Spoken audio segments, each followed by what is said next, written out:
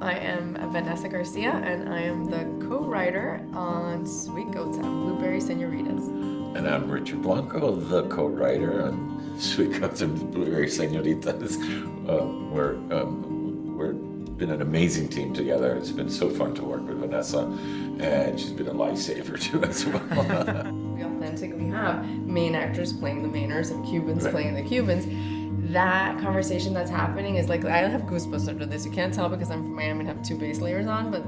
Well, it's really about, I think you were saying so beautifully about what are the families we find, how does that happen, where does that happen? And all the characters in some ways are looking for that sense of place and identity. And Maine right now is sort of going through that process, right? Because there's so many changes happening. There's a bigger human level to it, which is about what happens, what's left behind after something is lost. One of the things we talk about is Operation Pedro Pan, which is the largest exodus of unaccompanied youth still in the Western Hemisphere. And it happened in the 60s from Cuba to the United States. And I've interviewed a lot of Peter Pan kids, and you have talked to a lot of Peter Pan kids. We just know them, but also interviewed them. And one of the things that they talk about a lot is that one thing that they still have, that one object that still connects them to Cuba. Like there are people who, women, old women who still have the doll, that they took out and of the island. So there's something to what that represents and the physicality of touching this thing that represents something so impalpable.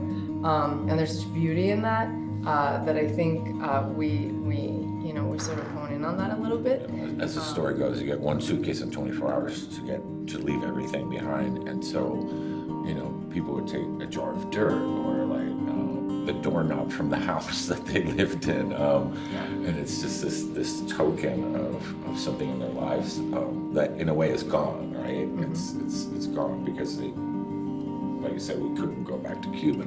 So that's part of it. We all have these stories, right, of a particular object that resonates with meaning. I know that for me, I had a strange relationship with my father before he passed, and that sort of resonates in the play a little bit with the mother figure. It's a very different thing, but when my father passed, I found the first dollar he ever made in the United States, and he made it when he was a kid. He was a kid selling shoelaces and shoe shining. I have that dollar framed in my house, and it is a constant reminder to me to thrive, actually, to have a responsibility to do that. So I get emotional thinking about it because it's like it's a push pin to memory, I think. That these objects can have.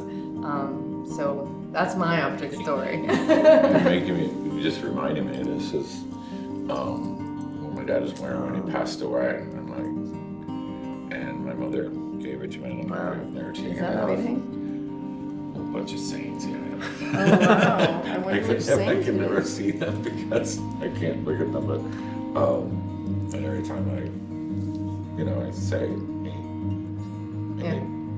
watch out for me. Need a little help. Need a little help. Yeah. I mean, one of the things that we would love is if people bring objects that are imbued with either someone, and they can be small, a handkerchief that fits in your hand or whatever it is, whatever that specific object is, that they, bring them to the theater with them that day. Maybe it's in your pocket, maybe it's in your bag, or in your hands. And it could be, a representation of someone you lost, someone you love, a story of perhaps someone you have to forgive. This play is definitely also about forgiveness and the power of that, the deep, deep power of that, and how easy and hard it can be. And we're imagining in a way, like you bring the object, perhaps, after the show, there'll be a gathering, perhaps you want to share a story about that, but even just having it with you while you watch the plays, it can be very private as well, but just to have that part of you as you experience the play and maybe you experience your life through the acting, the actors in the script.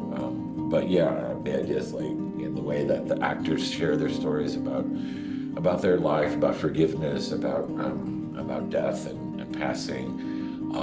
But maybe everybody will be able to sort of tell their own little story. Because the idea of theater and theater going into community and theater going beyond the door, you don't just live in it in the space, you take it with you, and that active part of storytelling is one of the most beautiful things about theater. So we want to share that with you guys.